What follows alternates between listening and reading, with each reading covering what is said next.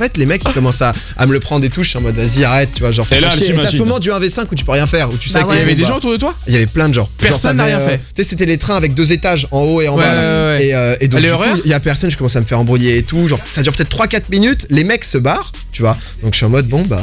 Je sais plus d'high-touch. Bah, je suis une merde. Dimanche 20h, Domingo Radio Stream sur Énergie. Et justement, cette semaine, bah, on a eu envie d'avoir quand même un sujet plus léger, mais qui concerne le quotidien de tout le monde. C'est ça, l'effet spectateur, appelé aussi l'effet témoin. Je voulais savoir déjà, est-ce que avant ce soir, vous en avez déjà entendu parler, vous ou non? J'ai été souvent Par spectateur, ouais. Non, vraiment, ce phénomène-là, tu l'as déjà. Explique, mec. En gros, en tout cas, c'est des études qui expliquent, qui ont bien pris le temps d'aller chercher un peu dans nos cerveaux ce qui se passait. Et donc, ils se sont rendus compte que lors d'une situation d'urgence, d'une connerie, quelqu'un qui fait un malaise, quelqu'un qui se fait agresser, ce genre de choses, bah, si on était seul face à la situation, on avait beaucoup plus tendance à se sentir responsable et à intervenir. Alors que si on est genre tous les 6, et qu'on se connaît pas, bien sûr, on va tous être spectateur et on va pas intervenir alors qu'on est 6, c'est censé être plus facile, tu vois. Donc du coup c'est un truc qui pour moi en tout cas m'a marqué parce que je trouvais ça illogique. Moi ça m'avait fait ça alors quand je me suis fait racketter une fois dans ma vie. Alors c'était une histoire, Vas-y, je sais pas si je vous l'ai déjà raconté, mais c'était assez incroyable. Je devais avoir 13 ans. Ok. J'étais dans un train de banlieue où c'était l'époque de l'iTouch. Donc j'avais un iTouch, c'était l'hiver, donc j'avais ma doudoune et tout, je suis là avec mes petits écouteurs, j'écoute du son. Le train assez rempli vers 20h, tu vois, donc assez classique. Et t'as peut-être j'avais 14-15 ans, t'as une bande de peut-être 5-6 jeunes de 12-13 ans, tu vois, qui arrivent et ils font pas mal de bruit. Moi je suis dans ma musique, je m'en fous, ils viennent vers moi. Donc là déjà t'as le moment où tu dois parler et t'étais dans ta musique. Je sais pas si ça vous le fait ce truc de, tu sais, t'as pas parlé depuis longtemps et tu fais ça. Allô, bonjour. Ta voix est pas prête quoi. Ta voix est pas prête à parler et un événement qui va être chiant, tu vois. Et les mecs ils arrivent, ils commencent à me faire chier et tout, ils commencent à me dire tu sais genre en fait j'avais mon fil d'écouteur qui glissait jusqu'au téléphone qui était dans la poche du manteau. Du coup ça laissait croire que ça laissait voir qu'il y avait le téléphone et il commence à faire c'est quoi ça et tout, il commence à sortir, je fais c'est mon iTouch, tu vois, donc un Domingo rassuré, un Domingo qui arrive. Vraiment le gars on sent. Après si t'étais un V5 tu pouvais pas faire grand chose. Le mec il est là, il parle, il a même pas de voix. Le gars rassuré. Et en fait les mecs ils commencent à me le prendre et tout, je suis en mode vas-y arrête, tu vois, genre et là, t'as ce moment du 1v5 où tu peux rien faire, où tu sais qu'il y avait des gens autour de toi. Il y avait plein de gens. Personne n'a rien fait. Tu sais c'était les trains avec 2 étages en haut et en bas. Et donc du coup, il y a personne, je commence à me faire embrouiller et tout, genre ça dure peut-être 3-4 minutes, les mecs se barrent, tu vois. Donc je suis en mode bon bah je sais plus d'high-touch. Bah je suis une merde. Bah voilà, donc là je suis une merde, hein. C'est genre personne réagit, t'as 2-3 regards sur moi quand même en mode vous avez bien vu ce qu'il y a un truc qui s'est passé. Et tu sais j'avais 14 ans donc j'allais pas me lever en mode mais réveillez-vous. Peuple du train. C'est genre j'étais juste comme un chien quoi. Ça t'avait déjà marqué du coup le fait que putain les gens font rien quoi. Et bah les gens faisaient rien, et ce qui est incroyable dans l'histoire c'est que genre peut-être 10 minutes après les mecs sont revenus. Tu sais j'étais genre vraiment juste après les marches là sur la droite quand je suis calme. Et en fait ils ont posé mon iTouch sur la place parce qu'en fait il était totalement pété. Donc j'ai jamais su si les mecs tu sais genre voulaient juste embrouiller ou s'ils se sont dit bon ça coûte 20 balles quoi qu'il arrive. Mais en tout cas personne n'a réagi et j'avoue que j'étais là genre bon. Bah merci les gars. Merci à tous et donc du coup l'effet spectateur tu l'avais connu quoi assez tôt. Je l'ai vécu, je l'ai vécu un peu. Après c'est pas pour autant que voilà j'aurais été un héros mais en tout cas, l'impression que ça t'avait choqué du coup sur le moment. Bah je t'avoue que tu sais j'étais vraiment le petit chat en mode je rentrais chez moi à 14 ans, j'avais juste envie d'y aller et t'avais des darons qui étaient à côté en mode du coup ce week-end le tennis. Donc, ouais on a joué avec Roro. Mais après peut-être que les gens ont pas vu parce que c'est pas parti en table, ça restait quand même dans un coin, tu vois. Peut-être qu'ils se connaissent, peut-être qu'il y aura un truc. Mais je pense que les gens ont vu et qu'ils se sont battus les couilles. Et vous Zankyo, Alicia? Moi pas comme lui, non, moi j'ai pas trop eu cet effet spectator comme on dit, mais bon je connais, maintenant j'ai compris un petit peu le principe, mais ça arrive je pense tous les jours maintenant en fait, limite ça quoi. Ça arrive ultra souvent hein. On a entendu moi je sais que ça, j'en vois très souvent. Alors je sais pas si genre dans les transports, dans les gens qui filment et tout. Là l'autre jour il y avait une nana, enfin j'ai vu une nana, enfin moi je suis comme Domingo donc je me balade, j'ai mes écouteurs et je suis là, me faites pas chier parce que en fait un point A un point B quoi. Et parce que je sais que dès le moment où j'ai plus mes écouteurs, étant une meuf dans le métro ou les RER, on va me faire chier, quoi qu'il arrive. Du coup je suis là et j'ai l'excuse de si un mec me parle, je peux faire genre je l'entends pas parce que j'ai mes écouteurs et ça entraînera pas l'embrouille plus loin. Et du coup genre, malgré mes écouteurs j'entends une nana genre qui parle un peu fort mais anormalement fort tu vois. Et en fait il y avait un mec qui lui tirait le bras et genre et tu sais c'était au moment où t'es à Châtelet genre Châtelet 19h, il y a des gens partout et le mec la traîne pour l'emmener dans le train tu vois. Okay, et genre et les autres à côté ils étaient là poussez-vous, j'aimerais monter dans mon wagon. Et la meuf, elle était là, mais lâche-moi. Et personne bougeait. Et j'étais là, mais gros. Et j'ai eu un moment, c'était trop marrant parce que j'étais là, mais personne fait rien en fait. Ouais. Et je me lève de mon siège et il y avait un mec à côté de moi qui au même moment se lève et il était là, genre, oh, vous faites quoi et tout. Et du coup, on y allait à deux. Et là, tu sais, les gens qui étaient à côté de la nana, ils sont tous mis à revenir. D'un seul coup, c'est ça, ils se sont tournés, ils étaient là. Oui, vous avez besoin d'aide, mademoiselle. Genre, je vais pas être le mec qui aide pas, tu vois. C'est exactement ça. Mais le truc, c'est que si nous on s'était pas levé, personne serait venu. J'ai lu une info sur ça justement, et donc il précisait qu'une fois que quelqu'un a fait le move, tout le monde va réagir et va se sentir concerné par la situation. Mais avant ça, il faut qu'il n'y ait pas d'initiateur, quoi. Ouais, c'est ça. T'as peur d'être tout seul parce que tu te dis si le mec il a un couteau ou un truc comme ça, je peux rien faire tout seul. C'est vrai qu'il y a beaucoup l'instauration de la peur aussi maintenant dans les transports et tout. Le nombre de tarés, moi le toit, il y avait un gars derrière moi là, il y avait des flics qui s'est fait arrêter, il avait genre 2 cutters sur lui. Ouais. Il était en mode il y a quand même 2 cutters à côté de moi, même avec le terrorisme et tout. Tu dis à tout moment je prends un coup de cutter, quoi. Ça peut être un gros truc, quoi. Alors qu'avant c'était des simples bagarres et tu te disais bon j'interviens, je sépare, là t'es en mode ça se trouve c'est plus gros que ça et la crainte fait qu'on intervient encore moins, quoi. Justement, quand t'es en solo, bah t'as plus tendance à réagir que quand t'es en groupe où il y a peut-être 40 personnes. Alors que c'est illogique. Moi, je suis quelqu'un qui fonctionne beaucoup par la logique. Et quand j'ai appris ça, parce que je m'étais jamais vraiment renseigné et moi aussi je l'avais jamais vraiment traversé ou vécu, je trouve ça illogique. T'as jamais vu un mec se faire embrouiller et t'as fait semblant de pas voir? Honnêtement non, les gens interviennent tout le temps. Je pense honnêtement après, que dans les transports en commun, ça arrive à tout le monde. Non mais quand il y a des mots, mais c'était pas très grave, ça n'a jamais été des situations graves. Alors que en gros tout ça aussi j'ai voulu en reparler. Je sais pas si vous vous souvenez, il y a quelques jours on avait parlé d'une histoire où un véhicule avait fini sur le tarmac de Lyon. Et donc on va revenir là-dessus et vous allez comprendre pourquoi j'ai voulu aborder ça avec vous aujourd'hui, parce qu'il y a un vrai rapport avec cette histoire-là. Ok, on a Maxime qui nous a appelé justement, qui voulait réagir à ce qu'on disait. Maxime, t'es avec nous? Ouais, je suis là. Salut Maxime, t'es en plein footing? Alors Maxime, essaye de pas trop bouger ton téléphone, ou si t'es au vent, te mettre un peu à l'abri. Désolé, je suis dehors, j'ai rentré chez moi 2 secondes, juste après. Ok, bah limite tu nous dis direct au standard quand t'es là. Faites passer quelqu'un avant moi, y'a pas de soucis. Il y a aucun problème, Max. N'hésitez pas, en tout cas 0870 42 48 si vous voulez, bah vous aussi venir partager une expérience, partager l'histoire. Mais c'est vrai que c'est ouf parce que moi, tu vois, typiquement, ça a déjà dû m'arriver de voir des gens se faire embrouiller, etc. T'as toujours ce moment où tu dis que c'est des potes, t'as pas non plus envie d'être le super-héros. C'est rare de voir quelqu'un vraiment. Moi, j'ai jamais eu ce besoin d'être le super-héros. J'ai déjà eu le truc en mode où je vois qu'il se passe quelque chose, mais j'avais pas en tout cas la fonction de devoir faire quelque chose. Je sais pas comment dire, mais justement, ça serait je pense que ça nous arrive à tous, honnêtement. Enfin, on a tous au moins une fois dans notre vie qu'on se soit dit dans notre tête, j'ai rien remarqué, alors qu'en fait si, mais qu'on ait voulu ne rien remarquer ou qu'on ait juste tout simplement ignoré. J'aurais dû agresser sexuellement ou agresser à coups de poing, genre très violemment. Une embrouille de je t'ai pas laissé la place dans le bus, tu m'as pris ma place. Je comprends, on est tous en mode bon, ils vont s'embrouiller 2 minutes. Oui, ça j'avoue qu'au collège ils vont descendre du bus, ça sera passé. Mais quand c'est vraiment des actions super graves, parce que là moi j'avais vu des choses, il y a eu des agressions dans des RER sexuels ou il y en a tout le temps. Oui, mais c'est super fou de se dire aujourd'hui, il y en a tout le temps et comme si c'était un fake, fallait vivre au quotidien avec ça. Pour moi, faut comprendre le phénomène pour le combattre, parce que on devrait pas nous être spectateurs. Est-ce qu'on a toujours eu ce phénomène-là dans notre vie quand on était, je sais pas, sur les champs de bataille là, à se tirer des bastos? Est-ce qu'on était aussi avec cet effet spectateur? Peut-être qu'il y avait déjà des mains. Ou est-ce qu'on est en train de devenir? Ou est-ce qu'on est en train de devenir? C'était moins individualiste. Maintenant, les gens se regardent beaucoup moins. C'est-à-dire que tu vas dans le métro, parce que nous on habite à Paris, tu dis bonjour aux gens. Donc tout le monde déjà se sent un peu en mode tu dis bonjour, t'as un mec chelou. J'ai l'impression qu'il y avait tout le monde se parlait pas non plus, mais s'il y avait une embrouille, tout le monde se oui, c'est ça. Donc est-ce que c'est un peu la décadence limite de l'humanité à se dire on va de moins en moins s'entraider, on va tous être dans notre petit cocon et ce que j'ai peur moi c'est d'être en retard au travail, donc je vais pas intervenir parce que je vais avoir 10 minutes de retard et je vais me faire embrouiller par mon patron, ou alors j'ai peur d'aller aider, peut-être me faire défoncer. Tu t'imagines, tu vas aider un gars et tu te fais détruire, c'est quand même compliqué. C'est aussi un vrai risque, ça c'est aussi une vraie, je trouve que c'est une excuse plus valable entre guillemets que l'excuse du travail, parce que bon, s'il te plaît, tout le monde a déjà un jour été en retard au travail parce qu'il est parti en retard, et là c'est un peu l'excuse de oh non, aujourd'hui je pourrais peut-être aider quelqu'un, mais vraiment aujourd'hui il faut pas que je sorte. Par contre le coup t'as peur de te prendre un te faire défoncer parce que t'es pas assez fort. Là je peux comprendre que ce soit, même toi tu te mets en danger aussi quand tu fais ça.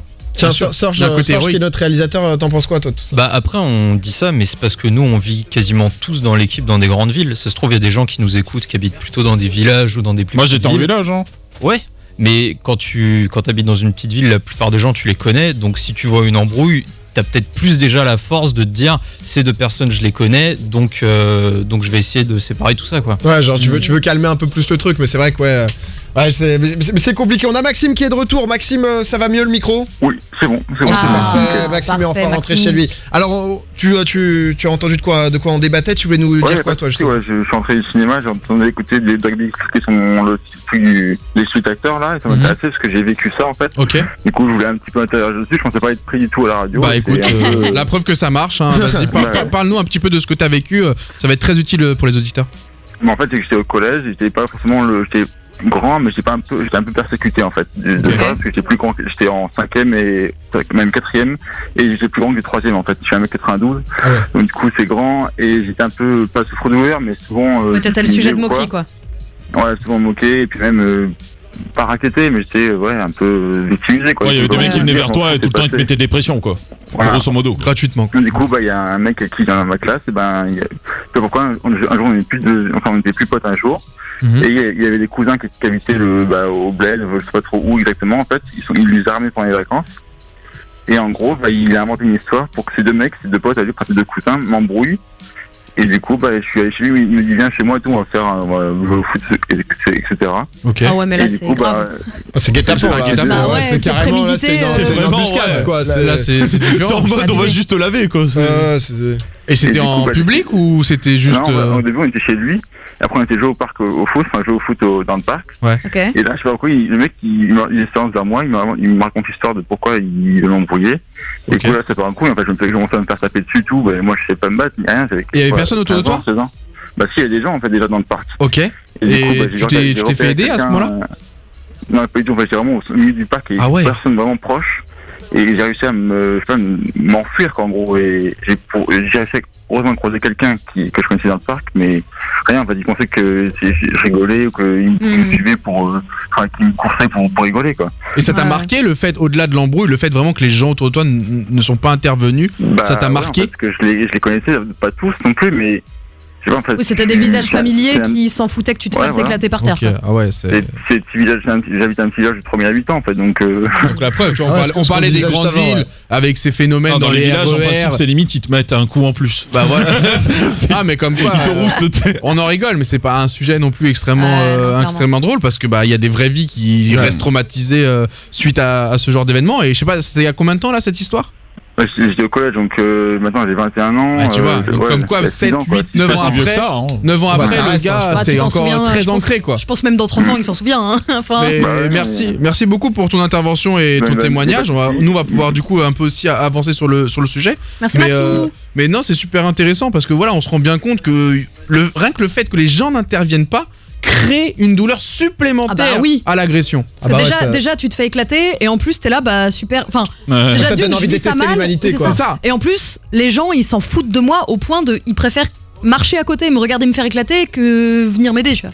Quand tu te sens vraiment encore plus seul. On a Loïc, vous pouvez appeler, vous continuez à chaque fois, que ce soit dans toute l'émission, mais surtout dans le débat, n'hésitez pas, c'est entièrement gratuit, 0800 70 42 48. On a Loïc qui est avec nous, t'es là Loïc? Ouais. Salut. Alors salut Loïc. Justement Loïc, par rapport à tout ce qu'on était en train de dire, toi t'as vu une étude justement qui parle de ce phénomène-là.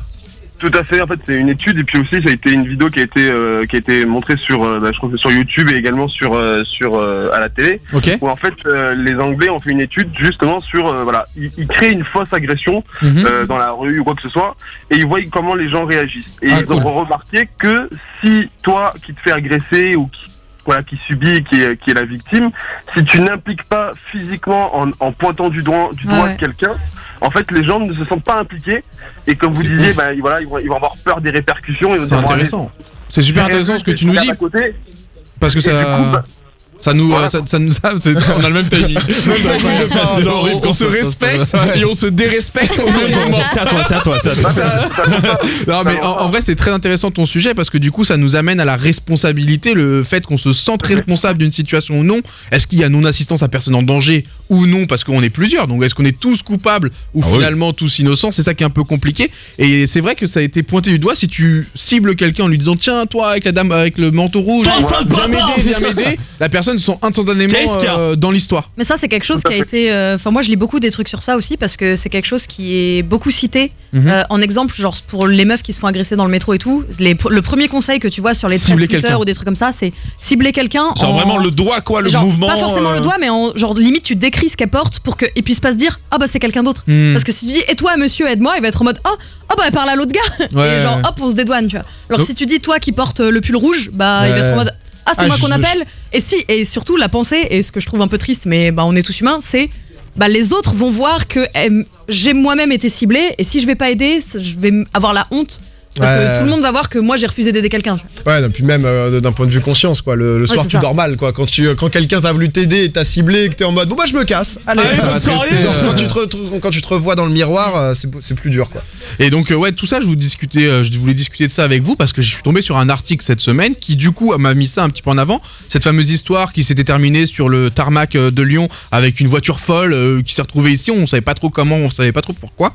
Il y a une vidéo de surveillance qui est sortie d'une station-service de Dijon, rendez-vous compte, la distance Dijon-Lyon, déjà faut la parcourir. Et en gros, on voit le début de cette histoire. Donc l'histoire a démarré à Dijon, pas du tout à Lyon, et elle s'est terminée là-bas, mais elle a démarré à Dijon. Et en gros, c'était un mec qui était tranquillement en train de faire son plein d'essence pour la voiture de son patron, bref, le taf. Et du coup, d'un coup, il se fait violemment agresser par une autre personne.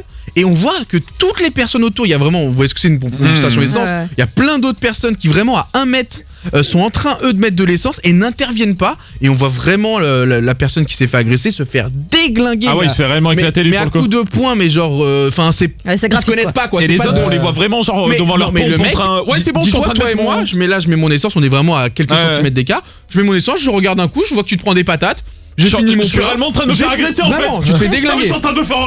Je termine mon plein, je pose le petit truc, je monte dans ma voiture. T'imagines le temps, enfin le moment où tu te dis, et en plus tu regardes autour de toi, il y a plein d'autres personnes. Moi je me suis dit mais pourquoi ils se disent pas juste les gars, on intervient. Ouais, en fait, genre je comprends que solo, je comprends que solo on a peur. Et si le mec était armé ou quoi que ce soit, je comprends qu'on n'intervienne pas. S'il a un couteau, s'il a un pistolet, on sait très bien, faut pas intervenir dans ces cas-là, faut appeler les secours rapidement et se mettre en sécurité. Mais là on voit très bien que c'était une bagarre, quoi. Que le gars, enfin une bagarre, non, c'était une agression. C'était un carjacking, quoi. C'était un carjacking, exactement. Carjacking déjà. Et donc du coup, moi ça m'a vraiment interpellé le fait que, mais vraiment, enfin faut vous tomber sur la vidéo, on vous la mettra peut-être sur les réseaux sociaux, où on voit des mecs à 10 cm vraiment passer limite devant le mec qui se fait patate juste pour remonter dans la voiture. Limite le mec qui se fait agresser est gênant, quoi. Il marche dessus, genre, quoi. Tu peux pas te faire défoncer plus loin, s'il te plaît. Et comme ça les mecs, et se bat, il y a même un mec qui s'est arrêté pour en mode attends, il a entendu un bruit spécifique, il regarde derrière, c'est un os qui craque, ça. Belle patate ça, et il repart. C'est genre vrai, alors qu'ils étaient. Ouais, il a cru que c'était un combat de rue, le mec. Une dizaine autour. Et à ce qui paraît, parce qu'on n'entend pas sur la vidéo, il n'y a pas le son, mais en tout cas, les témoignages ont rapporté que le mec criait à l'aide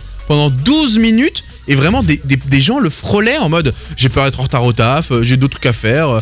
Et honnêtement, la personne n'était pas armée, ça se voyait. Et de l'autre côté, ils étaient tellement nombreux qu'ils auraient juste pu se dire on s'organise, on immobilise, pas forcément rentrer dans le problème, mais immobiliser, appeler les secours et faire le nécessaire pour que cette personne qui se fait agresser ne soit pas limite en danger de mort, parce qu'à un moment il se fait même carrément c'est de l'aide à personne en danger, tout simplement.